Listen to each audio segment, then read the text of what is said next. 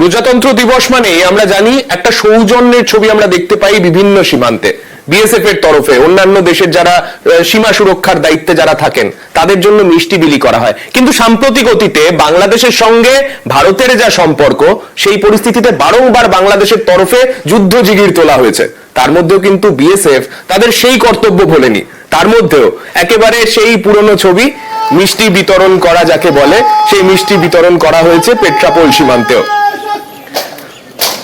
বিভিন্ন সীমান্তে উত্তেজনা ছড়ানো হলেও পেট্রাপোলের সেই সৌজন্যের ছবি যেখানে মিষ্টি বিতরণ করা,